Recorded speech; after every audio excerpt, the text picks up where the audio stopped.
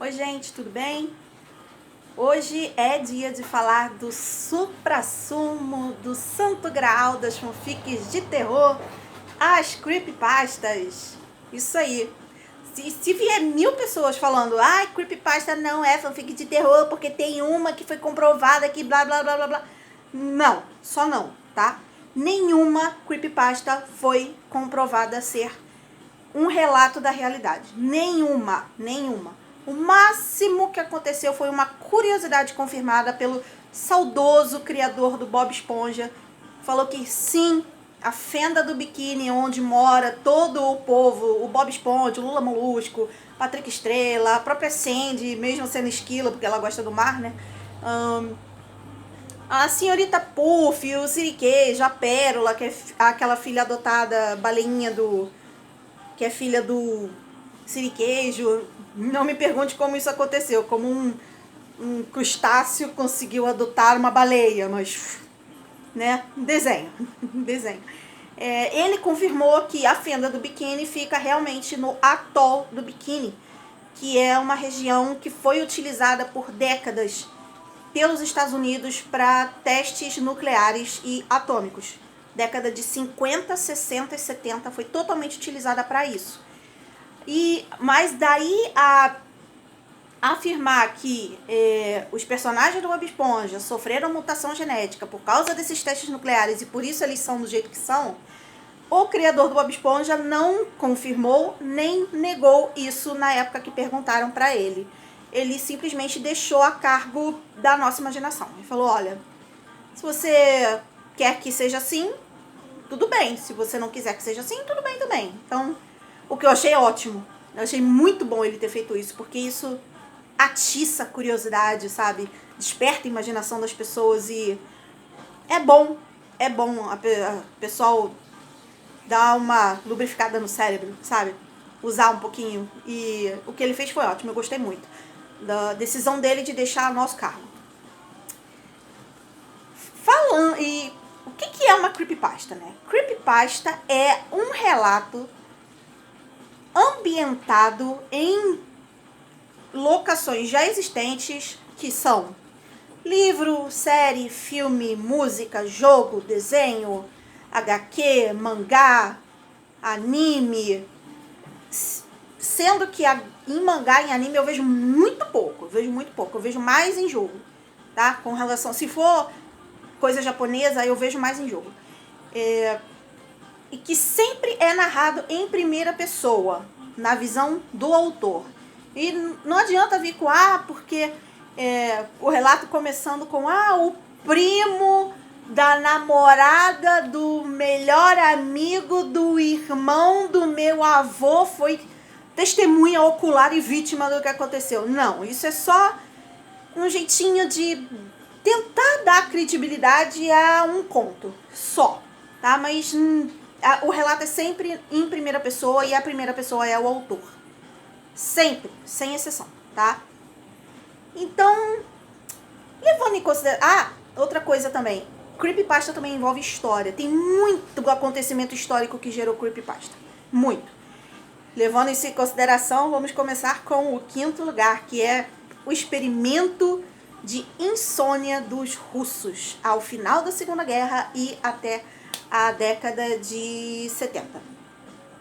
Essa creepypasta é extremamente conhecida. Ela já apareceu em milhões de sites, inclusive tem site que desvenda fake news, que já desvendou isso, já desmentiu qualquer mentira, que inclusive a foto utilizada é uma foto bem dark, bem assustadora, como se fosse tirada da Deep Web, sendo que não é. É só uma foto artística de uma pessoa maquiada como se estivesse completamente ensandecida. O olho bem aberto, o corpo esquelético, uma posição meio contorcida, num quarto escuro e a foto em preto e branco. Como se fosse uma filmagem antiga. Como se fosse aquelas filmagens do Hack, filme Hack, sabe? Que o pessoal tá no escuro. Tá bem no final do filme em específico. É como se fosse isso. E do que se trata essa creepypasta? o governo russo resolveu criar super soldados para combater as forças nazistas e, conforme o tempo foi passando, também para aprimorar esses super soldados e fazer experimentos em prisioneiros de guerra também, caso houvesse uma guerra contra nações capitalistas, Estados Unidos, Reino Unido, lá.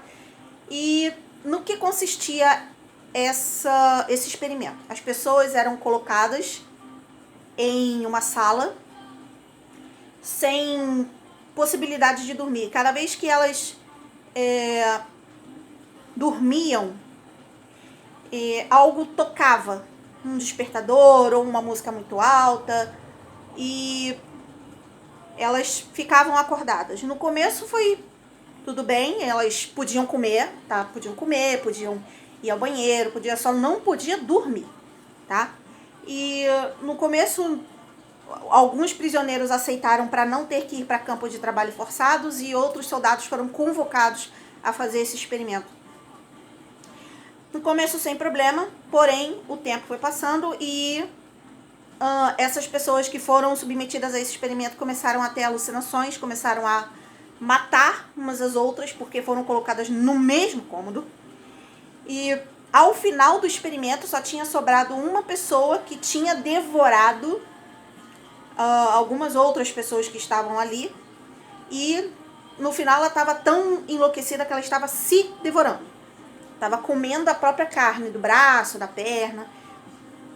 E aí tiraram essa pessoa de lá, sedaram ela, mas a sedação não funcionou, porque o estado de paranoia era tal, o frenesi era tanto que a pessoa, nenhum remédio funcionava, e ela falava, não posso dormir porque eles vão me pegar. Eles supostamente eram demônios e entidades malignas. E ao final a pessoa morreu. Não diz se a pessoa foi morta pelo governo russo ou se ela morreu devido ao experimento extremo. Essa creepypasta existe eu acho que desde o advento da internet para grandes massas, porque eu lembro que a primeira vez que eu tive contato com a internet em casa, que foi no ano 2000, eu tinha 15 anos no ano 2000, foi exatamente na época do meu aniversário, eu li essa creepypasta. Olha quanto tempo que faz, né? 2000, a gente está em 2019, faz 19 anos isso. E provavelmente isso já existia muito antes. Tanto que a creepypasta existe antes de ser chamada creepypasta, sabe? Tal é o tempo de vida desses contos. E, obviamente, isso foi desmentido por vários sites de investigação de notícia falsa. Mas ainda tem gente que acredita e ainda tem gente que compartilha como se fosse verdade hoje. Então, pessoal, creepypasta não é verdade, por mais que as pessoas digam que é. Não é, tá? Quarto lugar é a creepypasta de Phineas e Ferb. Sim, Phineas e Ferb, esse desenho tão bonitinho que eu adoro. Eu sou totalmente viciada em Phineas e Ferb. Meu filho tem 1 ano e pouquinho e ele, quando começa a musiquinha, são 3 meses de férias, não vou cantar tudo porque, né, o YouTube pode dar uma flag em mim. Mas começa essa musiquinha, ele para o que tá fazendo, vem pra perto da televisão e começa a bater o pezinho. Ele também gosta muito de Phineas e Ferb, o que me deixou muito, muito feliz, tá? Imagina quando ele for um pouquinho mais crescido. Ai, meu Deus. Tô imaginando aqui, tô vendo, tá aparecendo arco-íris e unicórnios na minha vida, mas vamos lá. Eu vi 3 creepypastas sobre Phineas e Ferb, as 3 envolvendo morte, óbvio, porque toda creepypasta, toda creepypasta envolve morte. Eu nunca vi creepypasta que não envolvesse morte, tá?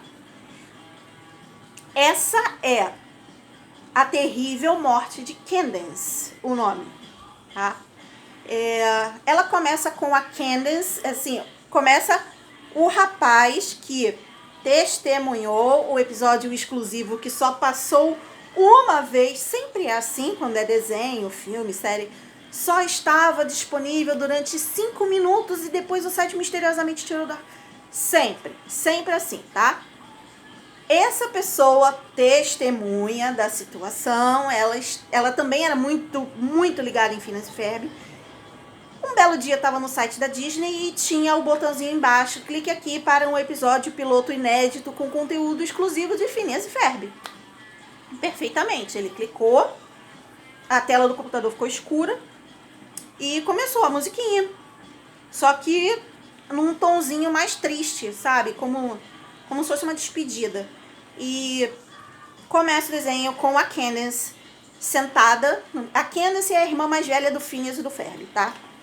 É aquela que sempre tenta desvendar e contar pra mãe o que o Phineas e o Ferb estão fazendo, mas ela nunca consegue porque o aparelho some, ou quebra, ou evapora, ou é transportado para o espaço, tudo por causa de alguma coisa que o Doofenshmirtz fez e o Perry atrapalhou.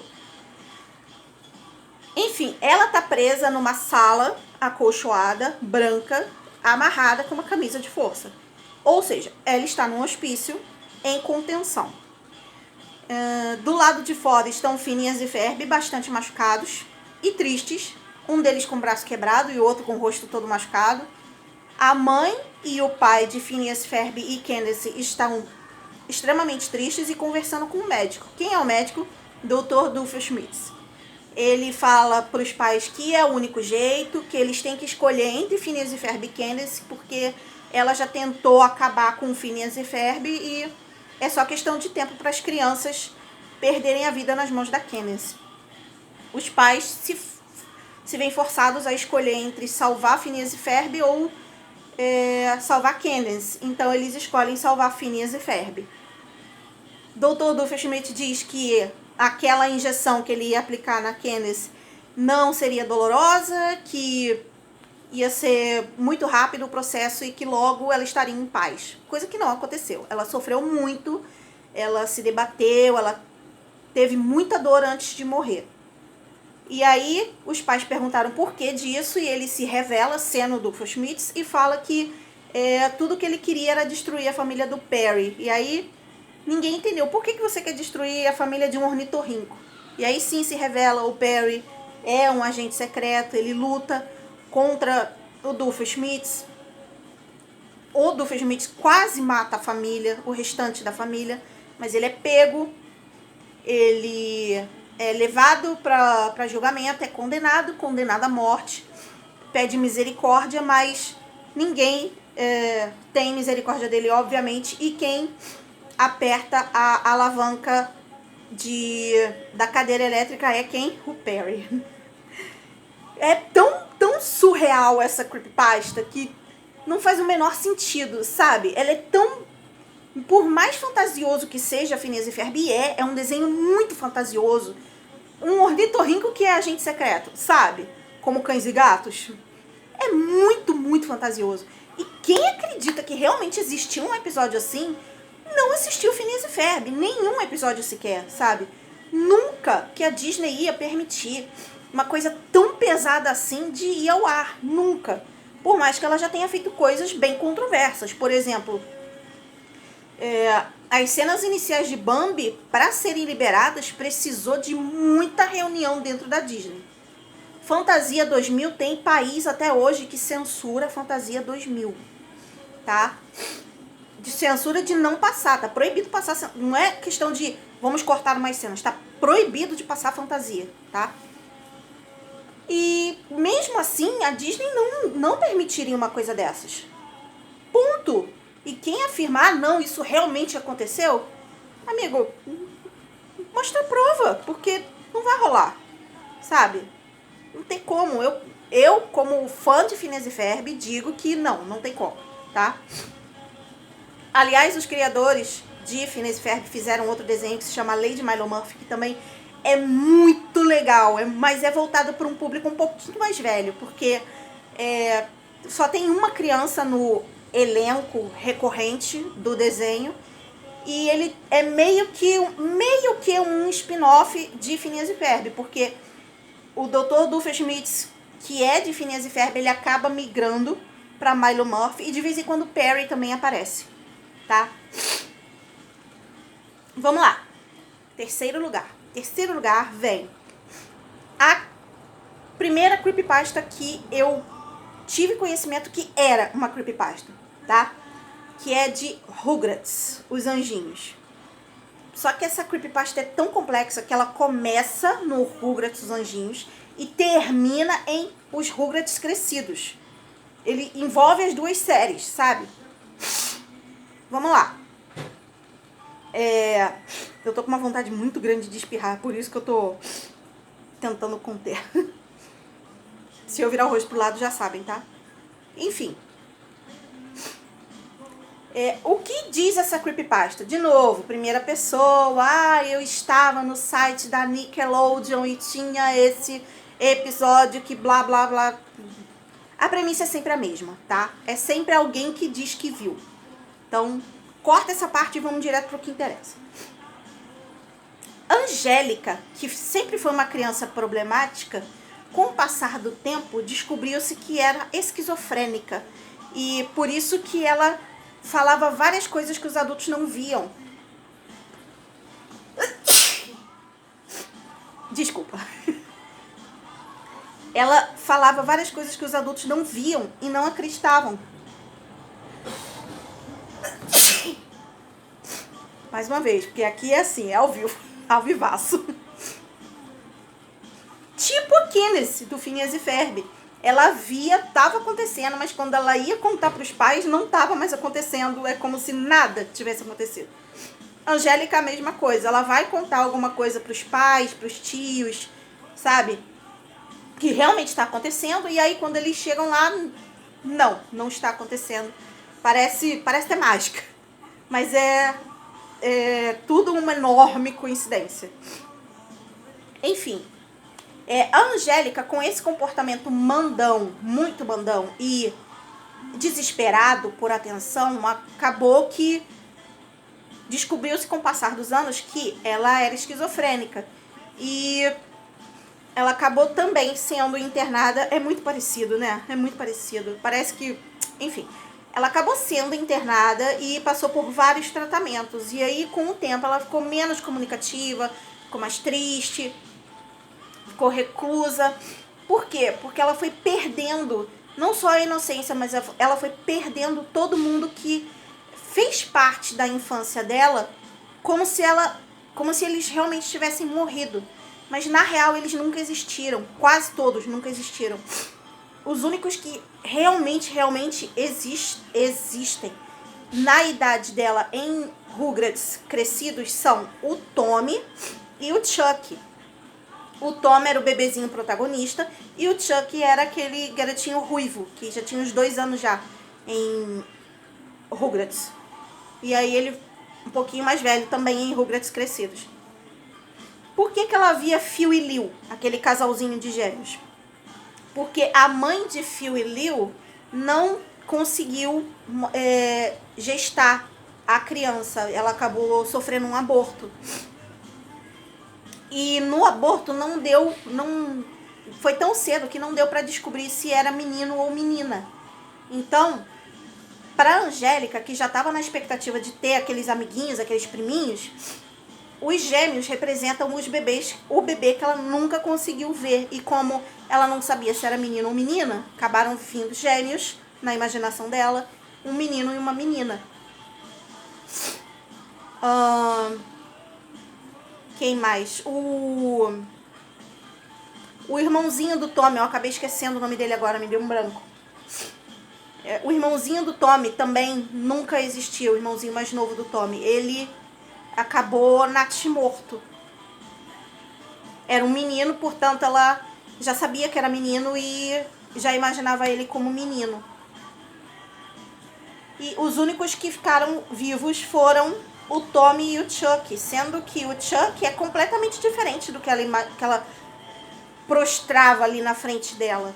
Era uma criança séria, uma criança introvertida, uma criança que não queria papo com ninguém. Por quê? Porque ele sabia o que tinha acontecido com a mãe dele. E ela imaginava uma criança tímida, sim. Uma criança que fazia amizades com dificuldade, sim. Mas uma criança muito doce. Uma criança que, apesar de tudo, quando era tímido, mas quando começava a se comunicar, sabia se comunicar, sabe? Na mente dela, a mãe estava viva, coisa que não estava. A mãe morreu no parto. E toda aquela imagem de mãe bem-sucedida, que nunca tinha tempo, que vivia trabalhando, vivia saindo, vivia viajando, era a imaginação da Angélica fazendo um retrato da mãe que não podia estar ali por um motivo que era menos terrível do que a morte. E conforme o tempo foi passando, ela foi piorando e infelizmente ela morreu devido à doença dela. É uma creepypasta muito triste em se tratando de um desenho tão bonitinho e tão educativo, porque Rugrats é muito educativo. Ele te ensina a ver o mundo com os olhos da criança, que ela tem aquela inocência por um motivo, sabe? Ela não é bobinha, ela tá descobrindo as coisas, por isso que ela é tão coração puro, tão curiosa. E sinceramente, a primeira vez que eu li eu fiquei muito triste, sabe? Eu sabia que tava na cara que não era verdade, sabe? Inclusive porque tava bem mal escritazinha. Hoje você acha essa mesma creepypasta muito bem escrita, tá? Mas na época que eu li pela primeira vez, tava muito mal escritazinha e... Sabe, na época foi meio que um trauma. Eu falei, gente, fizeram isso com um dos meus desenhos favoritos por qual motivo, né? Enfim. Número 2. Número 2 é, na minha opinião, provavelmente a creepypasta de desenho mais conhecida que existe, que é a do Bob Esponja, né? Que é a loucura do Lula Molusco. Sabe? Ela se passa, assim, vamos ambientar, é porque obviamente não tem o episódio, o roteiro foi proibido, não existe esse episódio, tá? Mas se você quiser ambientar, assim, se quiser se situar, imagina aquele episódio que o Lula Molusco sai da fenda do biquíni e vai para a Vila das Lulas, onde todo mundo é Lula Molusco, todo mundo anda de bicicleta, todo mundo toca clarinete, todo mundo é meio antipático igual a ele e ele se considera no paraíso quando se muda para lá. Quer se situar? Se situa aí, tá? Enfim, Lula Molusco mais uma vez está injuriado com o Bob Esponja, que não deixa ele ensaiar a clarineta dele, e aí ele desconta no Bob Esponja, ele acaba batendo no Bob Esponja com tanta força que racha a cabeça do Bob Esponja. Eu sei, é meio difícil rachar a cabeça de uma esponja, mas isso acontece na creepypasta. E aí ele se vê livre, né? Fala, nossa, finalmente eu não vou mais escutar aquela risadinha ridícula dele e vou poder ensaiar. Ele é chamado para um concerto de clarinete, porque ficam sabendo que ele toca, e aí ele é chamado para esse concerto. Ele vai todo animado. E aí, conforme ele vai tocando, ele vai percebendo que o pessoal não aplaude e começa a rir dele, sabe? Mesmo que ele toque muito bem, na hora, o pessoal começa a rir dele. E aí ele começa a ficar zangado. Conforme ele vai parando de tocar, as pessoas param de rir e começam a apontar pra ele, chamando ele de assassino, dizendo, você matou o Bob Esponja, você matou o Bob Esponja. E quem tá ali no meio da plateia é o Bob Esponja. Porém, todo ensanguentado, eu sei, uma esponja ser ensanguentada, tá? Ai. Enfim, foco na creepypasta. Todo ensanguentado, todo ferido, e aponta pra ele também, dizendo, você me matou, você me matou, você me matou. E aí o Lula Molusco não aguenta a pressão e a culpa, ele vai pra casa e se mata. Existem animações muito amadoras desse roteiro proibido de Bob Esponja no YouTube.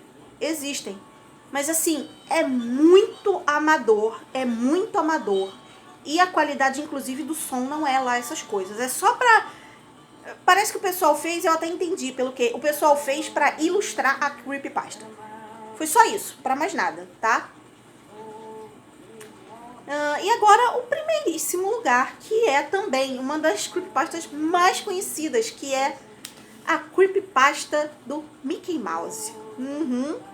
Essa, inclusive, eu nem fiquei sabendo por texto, eu fiquei sabendo no YouTube. Já era a época do YouTube, tá? Que é, de novo, o episódio proibido, lá. Enfim, uma pessoa descobriu essa fita do Mickey de uma animação que quase ninguém sabia que existia e que tinha sido proibida pela Disney. Vamos chamar essa pessoa de Kevin, porque toda creepypasta é um Kevin, é um Eric, é um Pete ou é um Paul. Toda. Eu nunca li creepypasta que não fossem essas 4 pessoas. Sempre é muita coincidência. Vocês são selecionados pela deusa. Meus parabéns, tá? E aí, essa pessoa acha essa fita no meio das coisas de, sei lá, de algum estúdio que faliu, que tinha essa fita, ou de algum avô que tinha... Eu já vi várias versões dessa creepypasta, tá? Depois que eu achei no YouTube, eu vi várias versões dessa creepypasta. Ou de um avô que tinha perdido a fita na garagem, e aí achou numa venda de garagem, yada, né? E o episódio é muito simples, porém muito macabro. É um Mickey andando de cabeça baixa, com as mãozinhas nos bolsos, com uma cara bem triste e derrotada, bem, sabe, quase luto. E o cenário atrás dele é bem repetido. É um conjunto de prédios, embaixo dele uma pista, de vez em quando passa um hidrante e uma música muito triste tocando. Se eu não me engano, é o que eles chamam de melodia húngara do suicídio, alguma coisa assim, que inclusive tem creepypasta dessa música, mas ela não entrou no top 5. Se vocês quiserem, comentem aqui embaixo para eu fazer mais um top 5 de creepypasta, porque é muita, tá? Enfim, o Mickey tá andando, essa música muito triste tocando, e de vez em quando tem um grito ao fundo de desespero, desespero puro. E aí, conforme ele vai andando e o grito vai ficando mais alto, o cenário atrás começa a derreter e a fazer uma espiral. E aí, no final, o próprio Mickey faz parte dessa espiral, o grito fica ainda mais alto e acabou a animação. E aí dizem que esse episódio foi proibido pela Disney porque ele perturbaria muitas pessoas. De fato, esse episódio perturba um pouquinho, mas, de novo, obviamente, tá na cara, dá pra ver que não é uma coisa oficial da Disney, é uma coisa muito amadora. Você mal reconhece o Mickey. Por causa das orelhas de rato, você sabe que é o Mickey. Mas o traço em si, sabe, não é clássico Disney, não é clássico antigo, não é clássico dos anos 80, 90, e não é o traço de agora desses episódios pequenininhos que tem na Disney, Disney XD, Disney Junior e tal. E eu não sei por que existe essa creepypasta, sabe? Se o objetivo era assustar, tá, no começo da existência dela pode até ter conseguido, mas hoje em dia, com tanta coisa pior, sabe? Você assiste It, a coisa, e é infinitamente mais assustador que essa coisinha de 5 minutos que é um looping eterno do Mickey andando de cabeça baixa, um cenário preto e branco atrás, um gritinho ao fundo e no final uma espiral. Só isso, não tem nada além disso, tá? E é isso, esse é o top 5 de creepypastas. Lembrando que tem muito mais. Tem a creepypasta da Momo, que ficou super conhecida esse ano. Tem o jogo da baleia azul, que... Desculpa, eu não consegui achar relação entre pessoas morrendo por causa desse jogo, sabe? Pessoas que supostamente morreram por causa desse jogo e o jogo. Não consegui achar relação, porque, na real, as pessoas não morreram por causa desse jogo. Elas morreram porque vários motivos. A maioria é porque estava com depressão e precisava de ajuda e ninguém prestou atenção. O que mais? Nossa, mas tem muita mesmo. Creepypasta do Hotel Califórnia. A música Hotel Califórnia. Tem todo um mistério por trás dela. Sabe? Creepypasta de Harry Potter? Tem. Creepypasta dos Simpsons? Tem. Creepypasta do Chaves? Tem. Do Chapolin? Tem. Então, se você quiser mais dessas creepypastas, deixa um comentário aqui embaixo, deixa o seu like, deixa a creepypasta que você quer, porque, olha, é extremamente fácil de achar. Inclusive tem sites, blogs e páginas especializados só em creepypasta. E se quiser deixar um tweet também a gente tem, que é @falandodefix. Tá? Espero que vocês tenham gostado desse top 5 e o próximo vem no fim de semana que vem. Top 5 é sempre fim de semana, tá? Sempre. Sábado ou domingo, depende da disponibilidade maternal dessa aqui que vos fala. É isso aí. Beijo. Tchau, tchau.